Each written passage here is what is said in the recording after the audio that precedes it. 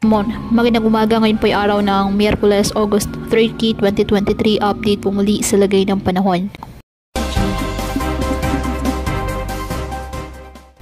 Ayon sa Pag-asa, patuloy pa rin po na minomonitor ang dalawang bagyo, ang bagyong Goreng at ang tropical storm Haikoy. At ayon sa Pag-asa, nagbabadyang maglandfall ang bagyo sa Batanes, Babuyan Islands sa extreme northern Luzon at inaasahang lalakas pa muli ang nasabing bagyo bilang isang super typhoon at posible namang magtaas ng hanggang tropical cyclone wind signal number 5 sa mga lugar na ito. Inaasahang lalabas ang bagyo sa Philippine Area of Responsibility ngayong gabi o Huwebes ng umaga. Patuloy namang lumalakas ang isa pang bagyo sa Pacific Ocean, ang tropical storm Haikoy. At ayon sa Pag-asa, ngayong araw inaasahang papasok ito ng ating area of responsibility at papangalan ng Hana ng Pag-asa.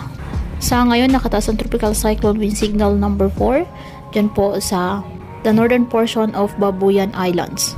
Signal number 3 naman po dyan sa the southern portion of Batanes and the rest of Babuyan Islands. Signal number 2 sa the northern portion of mainland Cagayan, the rest of Batanes, the northern portion of Ilocos Norte, and the northern portion of Apayao.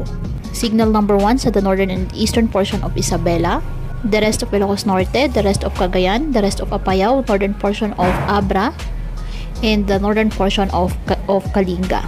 Ngayong araw ang Ilocos Region, Zambales, Bataan, Bulacan, Aurora, Metro Manila, Calabarzon, Mimaropa, Bicol Region at Visayas ay makakaasa po ng mga pag-ulan at may kasamang bugso ng hangin dahil pa rin po sa pinalakas ng bagyong Habagat. Kaya pinapayuhan ng ating mga kababayan na maging maingat at maging alerto po sa mga posibleng pagbaha at pagguho ng lupa at ugaliin na magdala palagi ng payong o kahit anumang panangga sa ulan sa tuwing lalabas ng ating mga tahanan. At yan po muna ang update sa lagay ng panahon ngayong araw. Muli patuloy po tayo na mag-ingat at palaging tandaan, God loves you. Stay safe and God bless.